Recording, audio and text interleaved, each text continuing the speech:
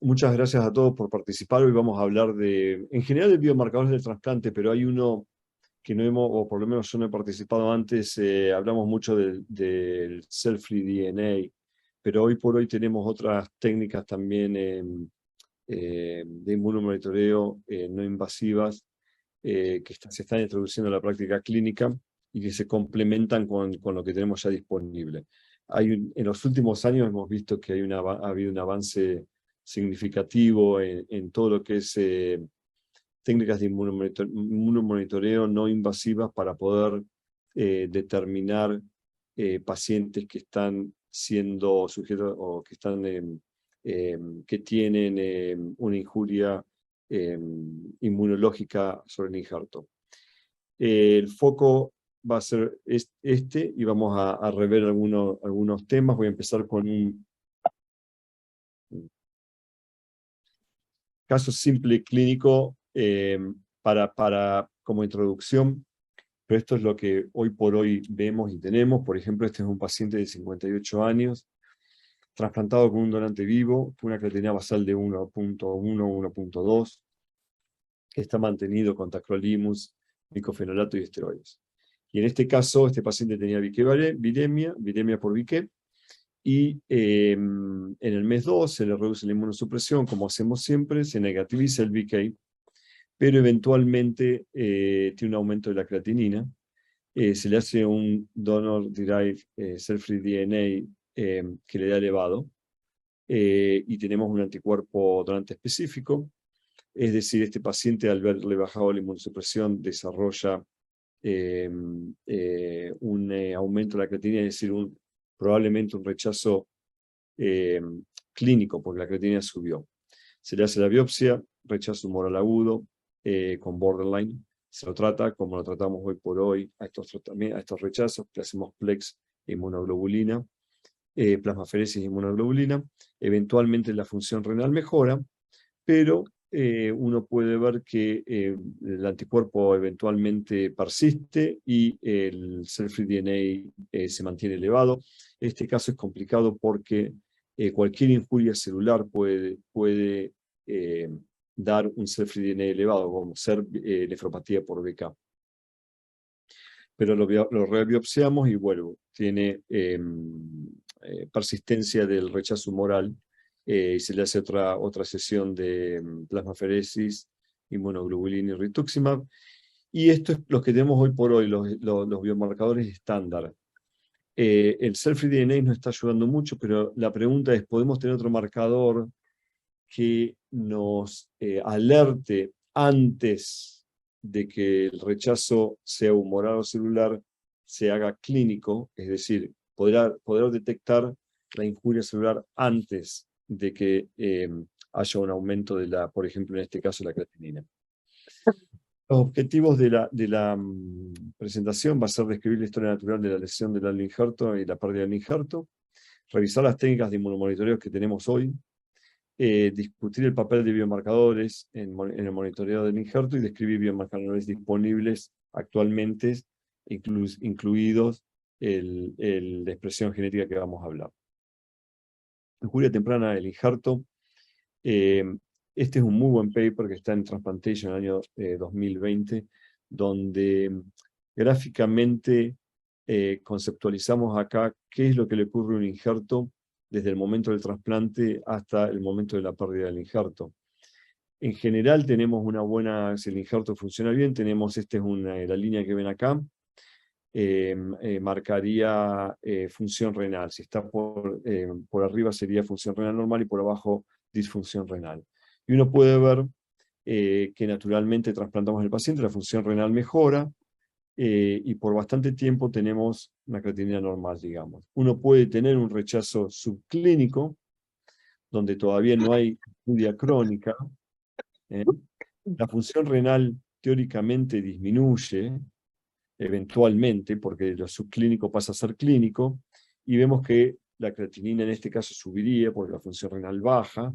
Esto es lo que detectaríamos hoy por hoy con el donor-derived cell-free DNA, y eventualmente lo tratamos, no sé, lo tratamos, la función renal mejora, pero a medida que tenemos injuria histológica, podemos ver que digamos, el halo injerto eventualmente se empieza a fibrosar.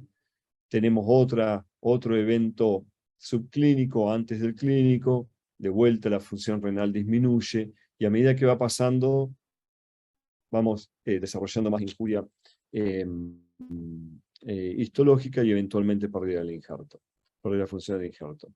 Este es un buen review, un buen paper. Hay mucha evidencia hoy por hoy de la existencia de injuria inmunológica subclínica, ya sea borderline o no.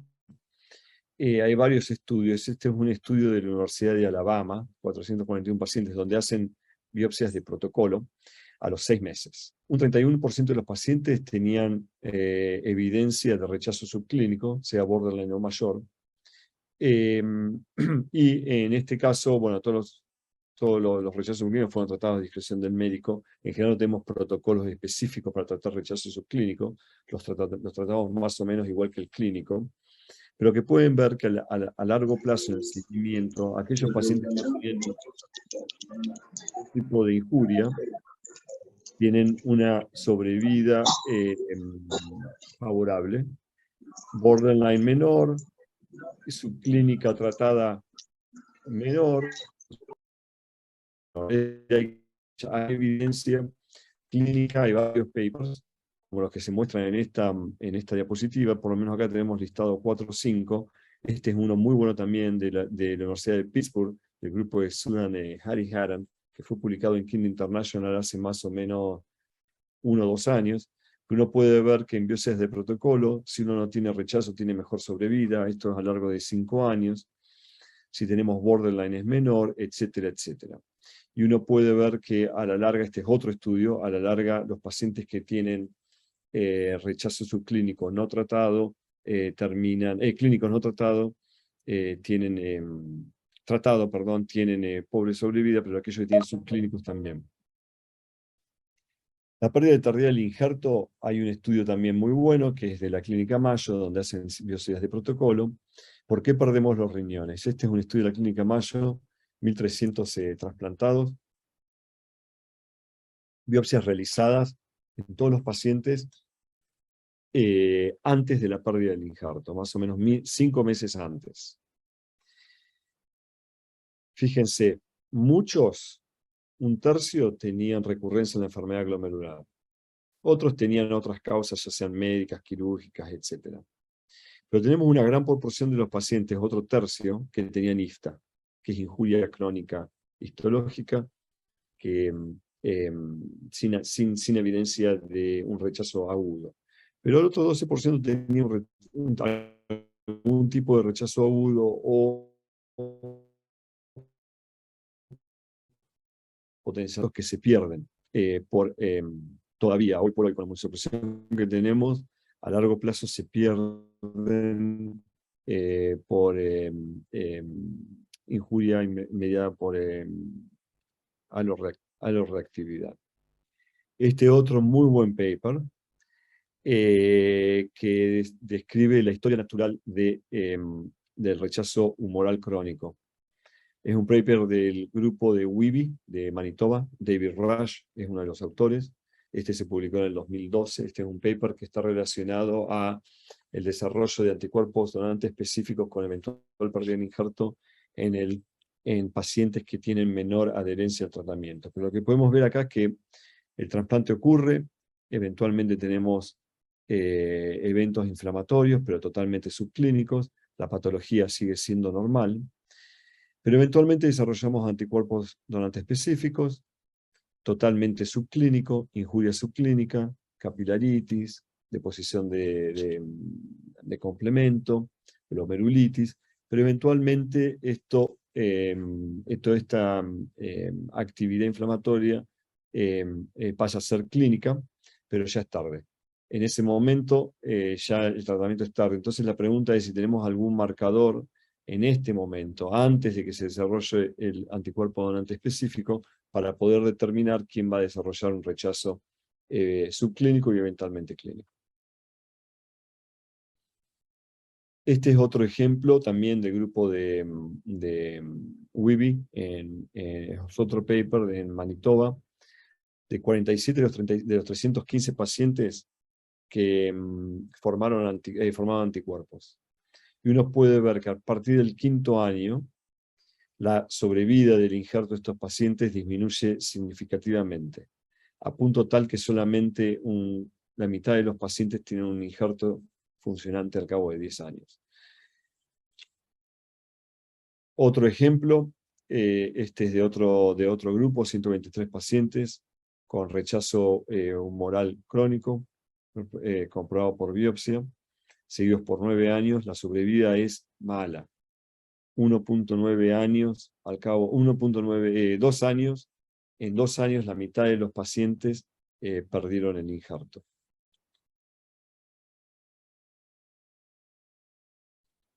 El rechazo crónico activo es eso, rechazo crónico con todavía actividad celular. Es muy difícil de tratar, pero también es un evento que es muy frecuentemente diagnosticado de forma subclínica. ¿Qué tenemos hoy por hoy? Hoy por hoy tenemos lo que tuvimos siempre, medición de la función renal. Podemos monitorear los fármacos, podemos monitorear la presencia de virus por BK, podemos monitorear la formación de anticuerpos donantes específicos. Menos centros utilizan las biopsias de vigilancia, es muy debatido si vale la pena hacerlos o no. La mayoría de los centros que utilizan biopsias del protocolo son centros de trasplantes grandes, donde se hace esta práctica, pero en general los centros de trasplantes más chicos no la practican. Y muchos centros grandes tampoco. Pero en Estados Unidos, John Friedwald hizo un survey en un momento, hace 4 o 5 años, el 46% de los pacientes trasplantados en Estados Unidos fueron sujetos a biopsia de protocolo. Ahora, no es el 46% de los centros de trasplantes, ese era solamente el 20% de los centros de trasplantes usan biopsias de protocolo. Lo que pasa es que son tan grandes los centros de trasplantes que representan el 46% de los pacientes trasplantados.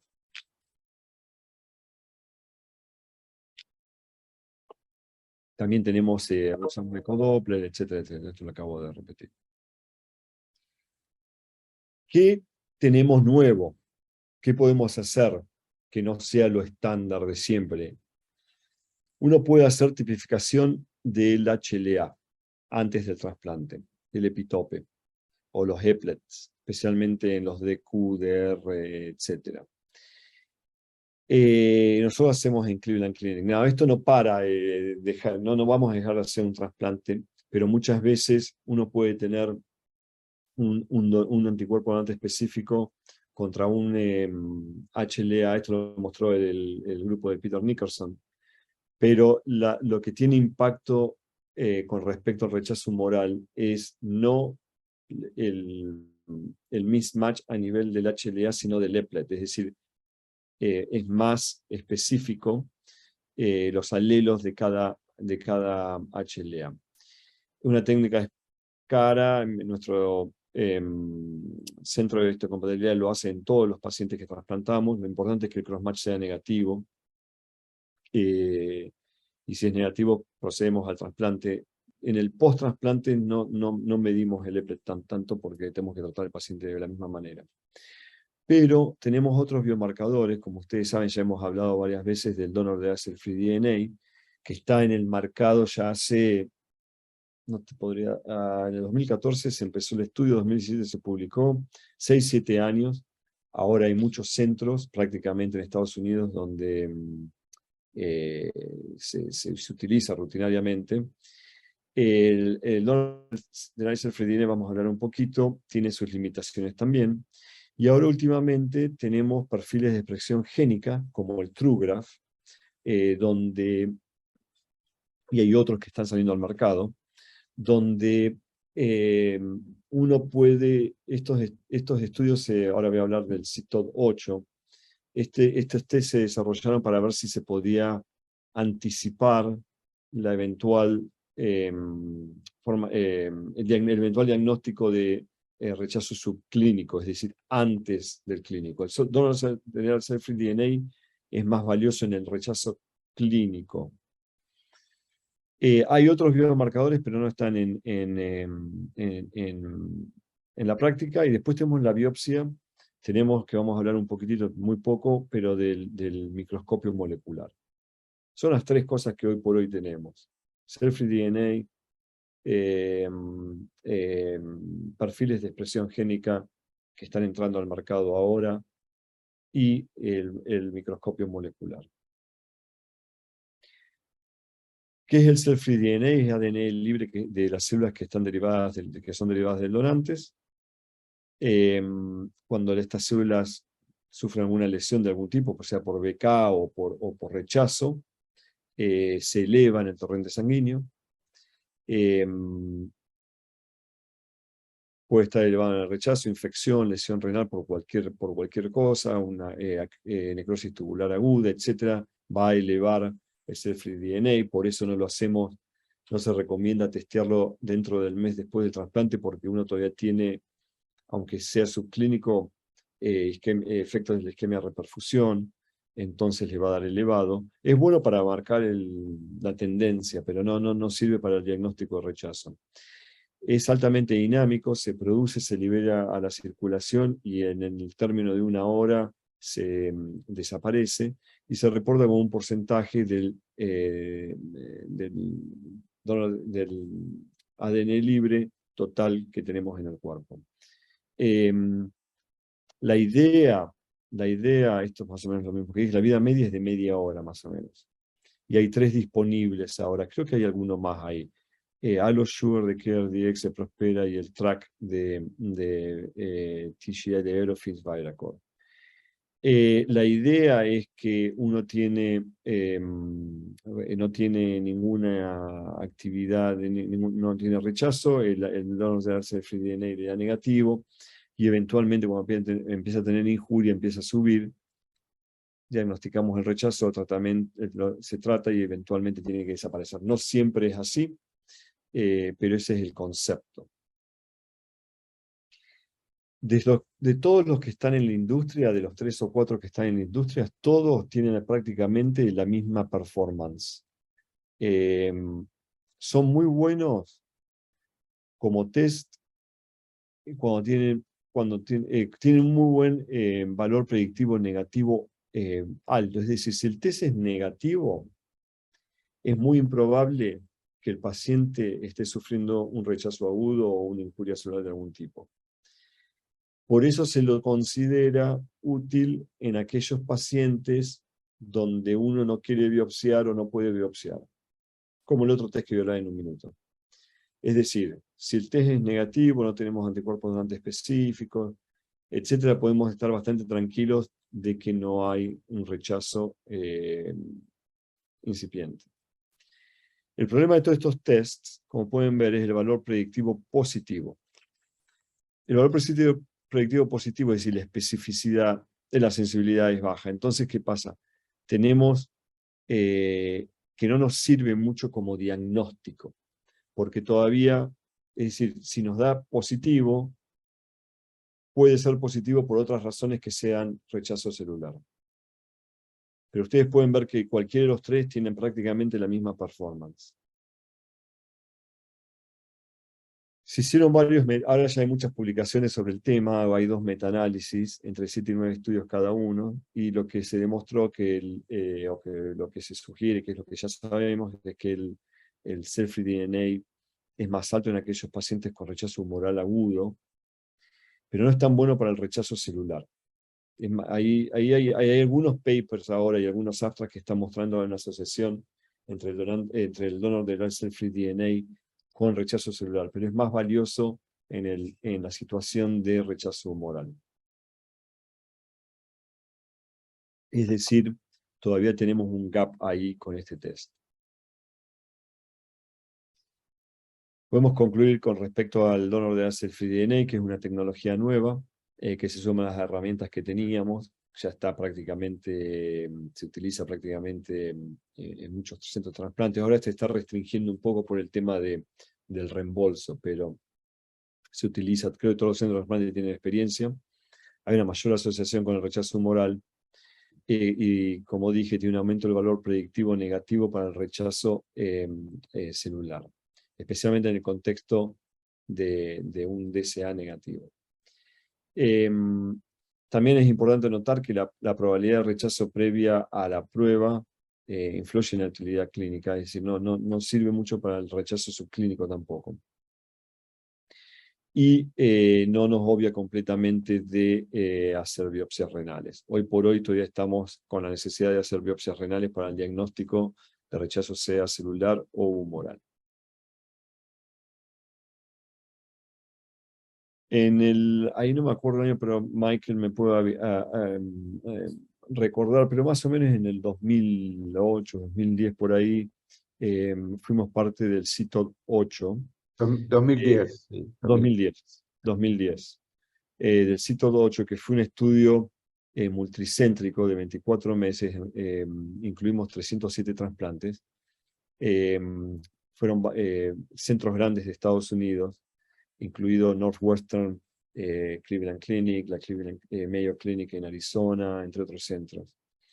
Y lo que hicimos, la idea acá era distinta que los estudios que estudiaron el donor de acefridina, y la idea acá era si podíamos, nosotros que hacemos biopsias de protocolo, si podíamos desarrollar un estudio que nos ayude a detectar rechazo subclínico antes de que haya un rechazo clínico.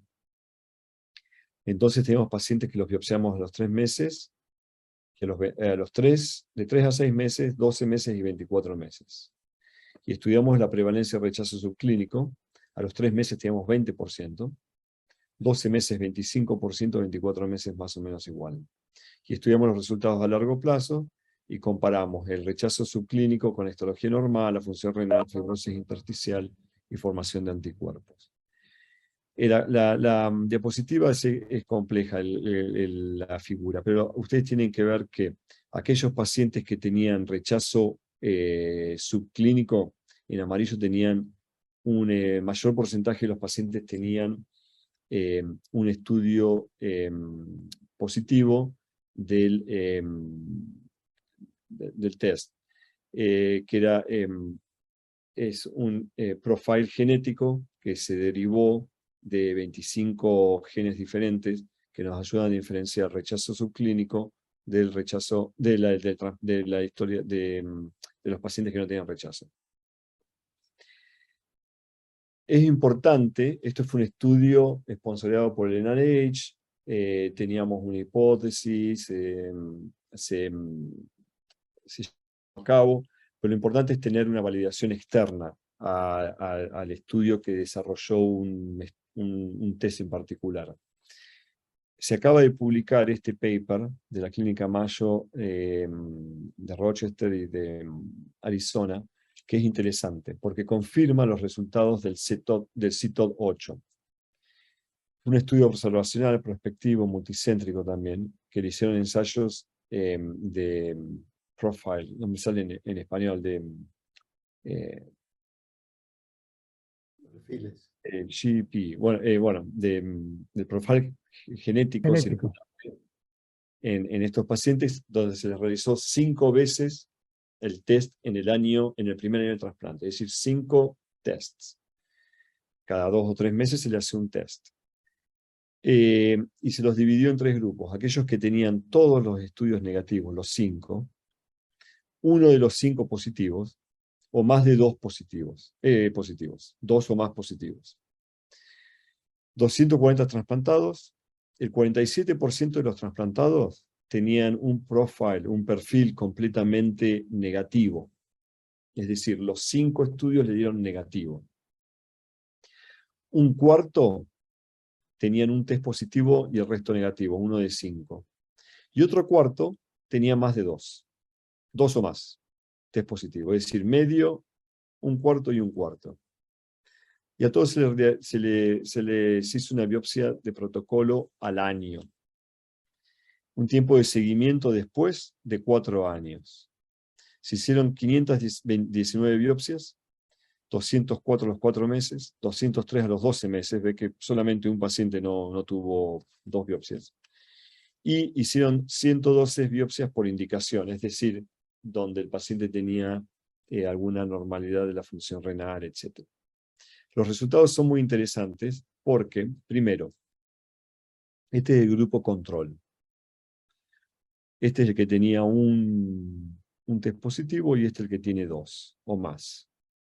Podemos ver que DGF, más o menos 21%, 24, 33, un poquito más alto que aquellos que tenían. Es decir, los que tuvieron DGF, eventualmente tuvieron más de 2 tests. A lo mejor el DGF predispone a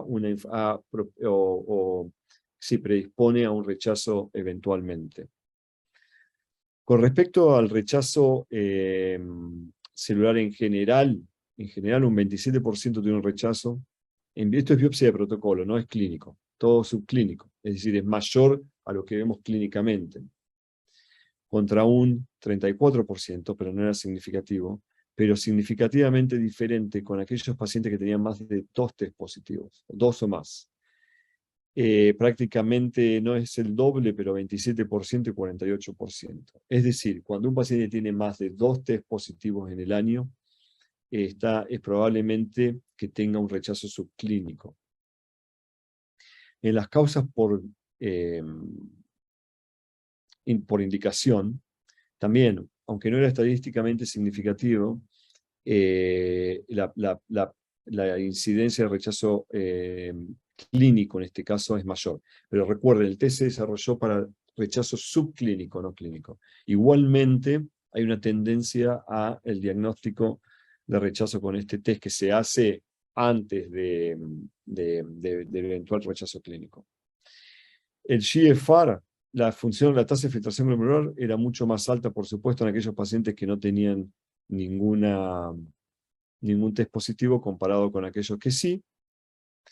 Y estos pacientes tenían más fibrosis al año, que es importante.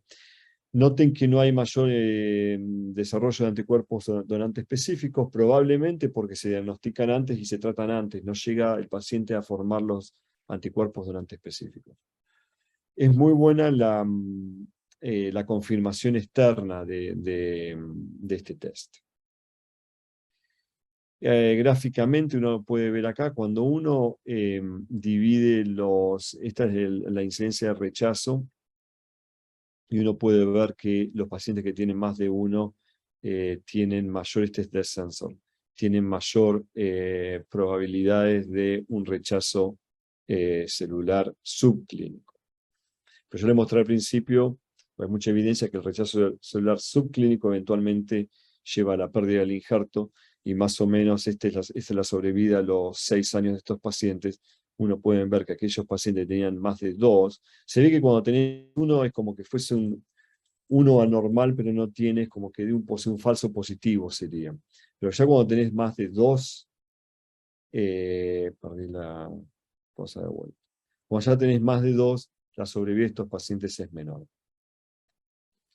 Estos son unos casos clínicos que me los propició y John Flitwell, pero que demuestran clínicamente, estos son casos clínicos verdaderos de Northwestern.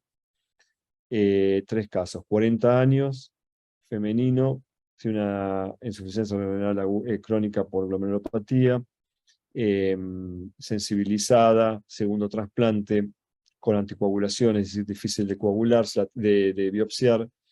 Tiene una creatina estable después del trasplante 1.2, 1.5. Se la monitoreó con el TrueGraph, que es el nombre del test. A los 6 meses TX significa un test normal, no TX anormal. Uno puede ver que a los 6 meses tiene un TX normal, eventualmente al mes 8 le da uno positivo, al 9 se le repite y le da otro positivo, se la biopsia, la paciente tenía función renal normal, es decir, no tenía aumento de la creatinina. Pierdo la cosa. Se la biopsia y tenía un rechazo celular subclínico. Eventualmente se la trata, se le da esteroides, sigue negativo, se le agrega sirolimus, eventualmente negativiza, eventualmente positiviza de vuelta, se le cambia la inmunosupresión y se hace negativo de vuelta. Lo importante es a saber que, voy a enfocar en esta parte por un tema de tiempo nomás, cuando tenemos todos rechazos negativos, esta es referencia, cuando empezamos a tener uno negativo y uno positivo, ya empezamos a tener aumento de las probabilidades de rechazo subclínico. Este es otro caso de 60 años, de donor de cell-free DNA, 60 años, no tenía anticuerpos específicos antes de trasplante normal, con función del aloinjerto que era normal. Se le cambia la inmunosupresión en el primer año de tacrolimus a MMF, a everolimus MMF por alopecia, y eventualmente el TrueGraf le da negativo, negativo, negativo, negativo, es decir, no tenía rechazo prácticamente subclínico. Se le hace un OmniGraf, el OmniGraf combina los dos, cell-free DNA y TrueGraf, y eventualmente le da positivo y tenía rechazo humoral. Es decir, el track, que sería el cell-free DNA, le sirvió en este caso para detectar rechazo humoral. Y por último, combinando los dos estudios, uno tiene, este es un paciente de 30 años, 10 años después del trasplante, es decir, lo podemos utilizar inclusive remotamente cuando los pacientes ya están, yo lo uso mucho en ese sentido, pacientes que tienen 15 años y tienen proteinuria, les chequeo un cell-free DNA. Había tenido un rechazo en los primeros 2 años después del trasplante, se las había tratado satisfactoriamente, función renal normal, bajo niveles de tacro eventualmente, y uno puede ver que antes de la biopsia tenía todos los test negativos. El paciente se biopsia y tenía Chronic Active Antibody Mediated Rejection. Hay muchas formas de utilizar estos tests. Por último, tenemos un comentario nomás sobre el otro. Hablamos de donors de cell-free DNA, del perfil genético, de expresión genética, y también lo otro que ahora se está utilizando es el microscopio molecular. Nosotros no hemos utilizado. El problema con este test es que hay que hacerle biopsia al paciente, la biopsia se le separa el ARN, se lo manda a Canadá y se hace el test. Es decir, que uno tiene que separar un pedacito de la biopsia antes de fijarla en parafina. Pero lo importante a saber es que hay mucha discrepancia entre la microscopía molecular y la microscopía histológica. Y hay mucha correlación entre estos test de perfil de expresión genética con la microscopía molecular, es decir, se complementan también. Los estudios clínicos sobre esto han demostrado varias veces ya discrepancias significativas entre histología y la microscopía molecular. En muchos casos, la microscopía molecular identifica el rechazo mediado por anticuerpos más fácilmente que BAMF, que es histología convencional. Y la combinación de todos estos test pueden proporcionar más precisión en histología tradicional, pero seguimos con el problema de la especificidad, en el sentido de que tenemos que hacer la biopsia en todos estos pacientes. Para terminar, voy a concluir que la reciente disponibilidad y los avances de los biomarcadores en el trasplante renal han permitido hoy por hoy tener un approach diferente al diagnóstico y tratamiento del rechazo clínico. Y el objetivo es estratificar el riesgo para poder guiar el tratamiento, pronosticar eventos futuros, por ejemplo, rechazo clínico o eventual parte del injerto, ser lo menos invasivo posible. Desafortunadamente todavía dependemos de la biopsia, inclusive para el microscopio molecular, y queremos tratar de predecir la sobrevida del injerto. Tenemos algunos biomarcadores disponibles, pero la pregunta es si tenemos la especificidad suficiente como para evitar las biopsias. Todavía falta definir los umbrales de sensibilidad y de especificidad en muchos de estos test. Mucha de esta experiencia, a medida que los clínicos empezamos a usar los test, empiezan a publicar distintas experiencias y se va afinando un poco más en dónde nos estamos parados con respecto a cuáles son los cortes que son clínicamente significativos. Y bueno, hay un gran avance y vamos a, todavía no estamos ahí creo, pero se está avanzando mucho en los últimos 5 años con la utilización de biomarcadores. Con esto termino. Es una presentación simple, pero más que nada para traer a conversación preguntas que tengan sobre los marcadores. Muchas gracias. Muchas gracias, Emilio. Y abrimos la presentación a la discusión. Si tienen alguna pregunta, directamente pueden activar el micrófono y hacer la pregunta directamente a Emilio o al doctor Abecasas. Una pregunta, Emilio. La determinación de los marcadores genéticos, ¿a qué tiempo de trasplante? Nosotros sabemos bien que el DNA free es después de los 30 días. ¿Es lo mismo para los marcadores genéticos o es más tiempo para que empiece a tener? So, Mike me puede ayudar. The timing of the first one. Yo creo en el estudio de Ray Hellman que acaba de publicar, lo hicieron 5 veces en un año. Yo diría al mes, 2 meses y después tenés que hacerlo frecuentemente, pero a ver qué dice Mike. Sí, en el estudio CTOT 8 empezamos a 3 meses y después cada mes y después de 6 meses cada 3 meses. Ese era el estudio de CTOT 8. Y yo pienso que el mejor tiempo de hacerlo es cuando está el riñón estable. Por ejemplo, si hay DGF y está el creatinine up, no tenemos bastante data para decir que se puede detectar el rechazo cuando hay DGF. Esos estudios no se hicieron. Pero si tiene un riñón que anda inmediatamente y el creatinine está normal, lo importante de saber de este test es que anda muy bien en pacientes que están estables cuando se trata de la creatinina. Si la creatinina está estable, entonces puede detectar la activación inmunológica que el test, la información que da el test.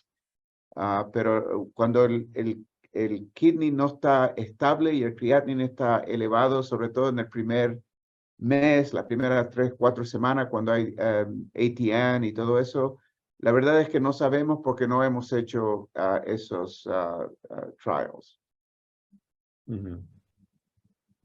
Lo otro que quería preguntar es lo siguiente. Si tiene utilidad estos biomarcadores para monitorear la inmunosupresión del paciente. Porque si da negativo persistentemente, puede estar sobre inmunosuprimido y se puede bajar la inmunosupresión, porque la inmunosupresión tiene sus complicaciones, ¿no? A largo tiempo. Sí, los estudios no fueron hechos así, pero hay gente que lo usa así, creo que John Friedwell lo usa así. Podés monitorear, bajar la inmunosupresión un poco y ver con el test si se positiviza o no. En algunos casos me ha pasado que solamente con subir la inmunosupresión se negativiza el test, sin hacer biopsia. Sí. Como usted sabe, en los riñones no tenemos tendencia a bajar mucho la inmunosupresión porque estamos siempre asustados de que puede tener. En el hígado, que yo también soy cirujano de hígado, en el hígado lo utilizamos mucho este test para bajar la inmunosupresión. Se llama context of use. En el hígado, el context of use de este biomarcador es bajar la inmunosupresión, pero en el riñón, el context of use es to monitor el paciente que está estable, que pensamos que está todo bien, pero en 25% del tiempo el paciente no está bien porque tiene el rechazo subclínico. Así de que el context of use en el riñón es monitor pacientes que están estables para detectar esa inflamación, ese rechazo que está subclínico, que está silencioso. ¿Serviría también como monitoreo del tratamiento de rechazo en los riñones? Sí, casualmente Emilio enseñó por muy poco tiempo una figure que está en el papel de AJT, que era muy importante. Una vez que una persona tiene rechazo subclínico y lo tratamos, no hay manera de saber si el tratamiento trabajó o no. En el estudio ese que hicimos en CTOT-08, que Emilio fue un gran contribuidor, hacíamos el TrueGraph cada 2 semanas y repetimos la biopsia a 8 semanas. Sí. Y menos el 48% de los pacientes solamente tuvieron el efecto del tratamiento cuando repetimos el biopsia. No, el 52% no tuvieron ningún efecto y el biomarker pudo predict el response al tratamiento porque no teníamos creatinina, la creatinina estaba normal. Y eso fue el diapositivo que enseñó. Sí, va a ser rápido, Está en el papel. Así que nosotros pensamos que es muy importante seguir el tratamiento, porque cuando yo había preguntado a nuestros nefrólogos que me dijeran aproximadamente qué pensaban ellos, el tratamiento, decían, oh, es subclinical. Si le da 3 días de steroid, de eso se trata al 100%. Resulta que eso no es el caso. En lo que hicimos nosotros, era menos de 50% que tuvieron una response al tratamiento. Así que yo pienso que es muy importante también para seguir monitor el tratamiento del rechazo subclínico. Eso lo mismo, Emilio, sin biomarcadores lo demostró David Rush, ¿no? Y los que no trataban la sobrevida 2 años, 3 años, persistían en el rechazo subclínico. Y es por eso yo creo que han habido un par de estudios donde decidieron, bueno, vamos a tratar según el biopsy, el rechazo subclínico y no vieron gran diferencia porque no sabían de que en las personas que estaban tratando, no sabían si está el paciente respondiendo al tratamiento o no. Así que yo pienso que es una manera de seguir el monitoring del tratamiento de un paciente que tiene rechazo. Y eso lo demostramos nosotros en el papel ese en AJT de CTOT-08.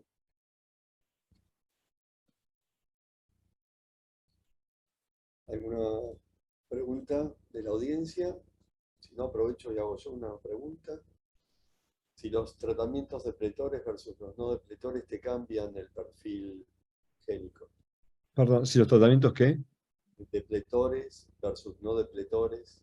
O sea, vos tratás una vez trasplantado, usás ATG, timo, o no usás timo, usás basiliximab.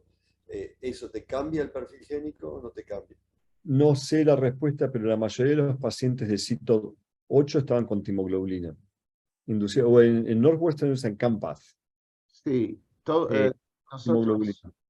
nosotros cuando hicimos el design del estudio de CTOT-08, no había ninguna condición de qué immunosuppression el centro utilizaba. Nosotros queríamos tener un biomarker que era agnóstico al tratamiento, al immunosuppression, induction, ¿no? Pero yo pienso que la mayoría de los pacientes, si recuerdo bien, está en el papel, la mayoría tenían algún tipo de anti-lymphocyte induction, o bien Campath, o bien el otro, no me acuerdo cómo se llama. Timoglobulina. Sí. La mayoría de los pacientes. Yo creo que en los Estados Unidos hoy en día, pienso que la mayoría de los pacientes tienen algún tipo de anti-lymphocyte induction. La mayoría de los centros hoy por hoy, sí. Yeah.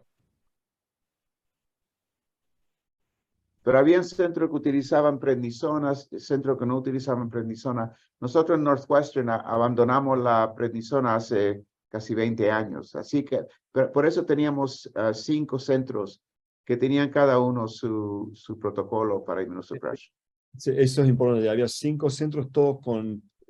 Nosotros hacemos timoglobina y no abandonamos la prednisona. Y triple inmunosupresión. En Northwestern hacían Campus, en otros lugares hacían diferentes. La otra pregunta que les quería hacer es, ¿qué utilizan ustedes o qué recomendación utilizan ustedes? ¿Hacer el cell-free DNA solo o hacer el combinado con los genes? Es una buena pregunta. Si Porque yo te vos sabés- recomiendo, te digo hacer todo. El tema es que es caro y hoy por hoy en Estados Unidos no te reembolsan todo. Y ahora está cambiando. El costo es altísimo. Eventualmente va a bajar porque ahora hay más competencia. Uno cuando empezó el dólar del láser free DNA había uno, ahora hay 3, 4, 5. Pero también el gobierno está regulando también ahora el reembolso de los tests. Y es algo nuevo, Mike, vos sabés, Nao. Yo pienso que se pueden utilizar los dos. Bueno, la compañía esta tiene los 2 tests y hasta ahora en un tubo de sangre pueden hacer los 2 tests y eso es lo que estaban haciendo. Ahora el reembolso aquí en los Estados Unidos no permite pagar 2 tests. Así que yo pienso que lo mejor que se puede hacer es utilizarlo sequentially. Alternar. Sí, 50. porque el TrueGraph, si está negativo, tiene un negative predictive value que es muy alto para todo. Sí. Y cell-free DNA es menos sensitivo, pero no específico para No es rechazo. específico, no es específico. Sí. No específico. Así que, en fin, lo mejor sería utilizar los dos juntos.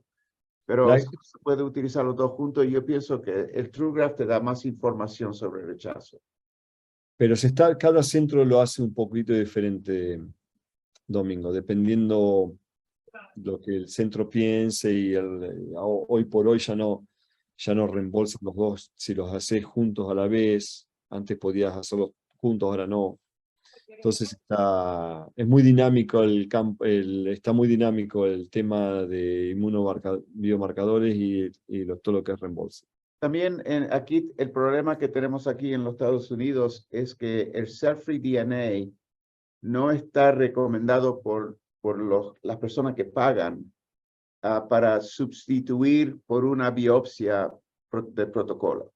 Pero el TrueGraph sí lo está. Así fue the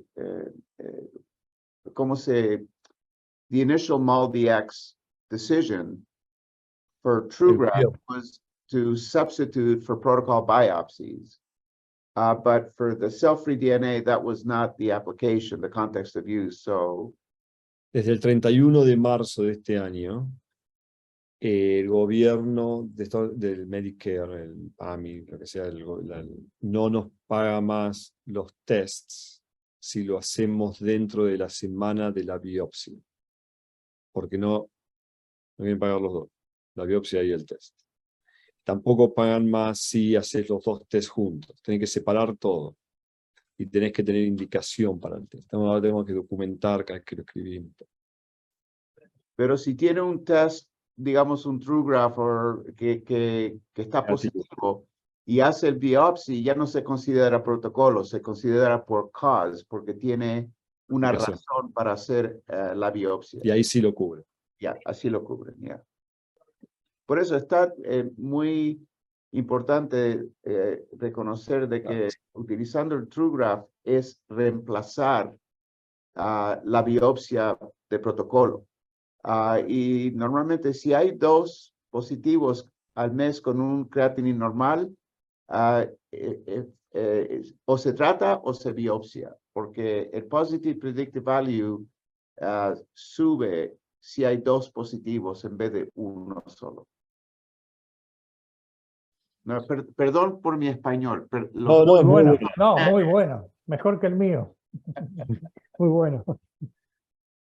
No, lo otro era, volviendo al cell-free DNA, que también se medía por copias y decían que eso era más sensible para Eso es el donor-derived cell-free Sí. DNA. ¿Es cierto eso o no? Un estudio de una de las compañías que estudió el porcentaje y las copias, para no fijarse con un solo cutoff. Y mostró que hay un poquito de mejor asociación con rechazo agudo, porque claro, te perdés, si vos haces un cutoff, te da meterle el 50%, .05, te da 0.51, te da negativo, te da positivo o negativo. Y con las copias tenés un poquito más de lugar al lado del cutoff. Es una de las compañías, sugiere eso porque publicó un paper en JSON sobre el tema.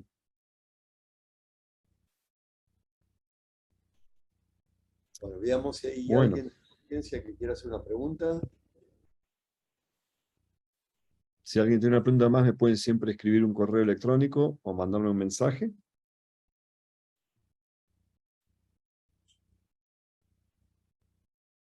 Bueno, si que no, entonces aprovecho, hago la última pregunta y ya los dejamos entonces libres, que es si hacen algún tipo de corrección, ya sea por edad, ya sea por tiempo de trasplante, ya sea algún tipo de corrección. Si hace falta, si creen que hará falta hacer algún tipo de corrección, o creen que el ensayo es lo suficientemente robusto que no necesita absolutamente ningún tipo de corrección. Yo te puedo contestar la primera parte. No hacemos ningún tipo de corrección. Ahora, la segunda parte es muy buena pregunta. No sé si biológicamente hay necesidad eventual de corregir. Creo que eventualmente cuando se usen mucho estos test y haya muchísima data, se va a poder identificar o correlacionar los resultados con distintos factores demográficos. Hay una pregunta ahí, pero eso es lo que yo te podría contestar. Que dice Daniel Di Tullio, que hacer, que es muy buena pregunta también, con el donor de cell-free DNA que va incrementando progresivamente, pero que no pasa el corte. Bueno, hoy se recomienda que si ya sube más del 30-40%, es como si fuese positivo. Es decir, si vas del 26% a 51%, yo lo considero positivo. Porque claro, el corte es un corte totalmente derivado de una ecuación estadística, que es el área abajo de la curva. El tema es el cambio también, es como la creatinina. Así que es muy buena pregunta. No, uno tiene que tener en cuenta. Por eso se recomienda que uno haga 1 o 2 test cuando la función renal está estable, para tener lo que es el baseline, la base, y si aumenta de esa base, se puede considerar positivo.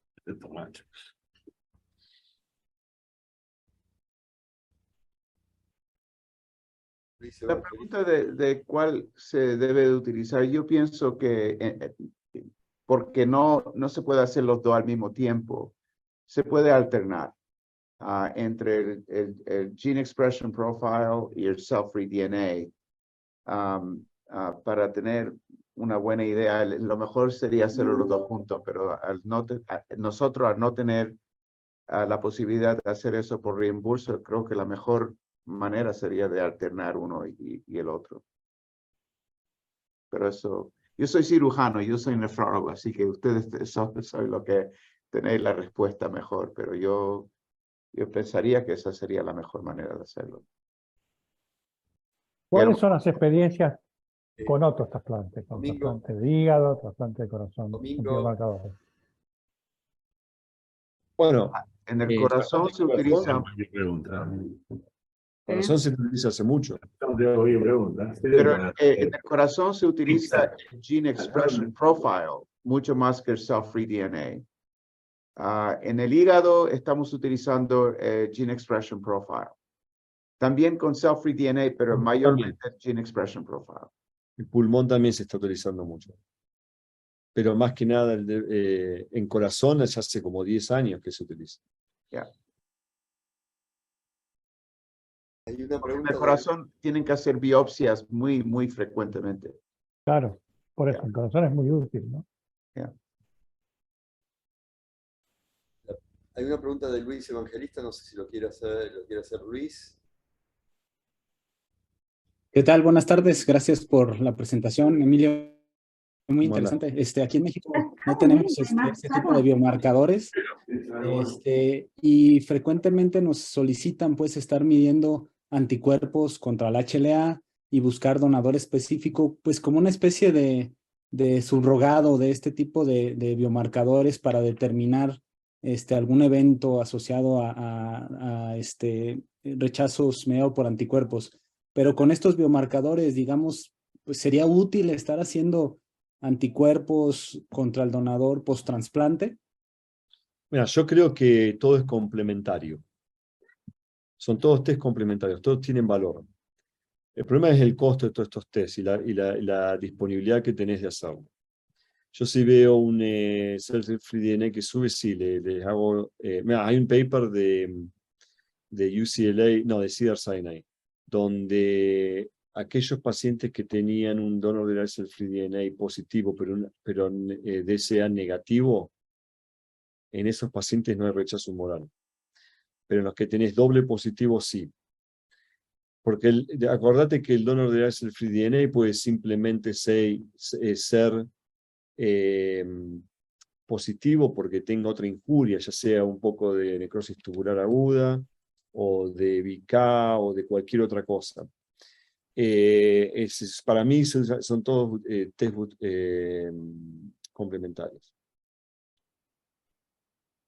Gracias.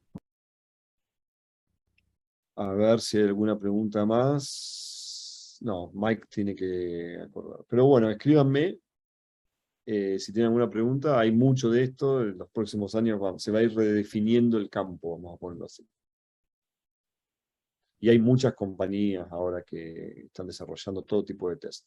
Hay varios en orina ahora que están por salir. Sí, bonita, mi amor, sí, bonita. Mi amor, sí, bonita. Bueno, Emilio, Tania Larrañaga pregunta si están disponibles en Latinoamérica y qué costo tienen. yo no sé. Digamos, sí, yo te digo, todo es caro. Al principio todo es caro. No sé si, creo que lo había Karin Padrós, pero no sé cómo es la situación en Latinoamérica, pero eventualmente va a llega todo.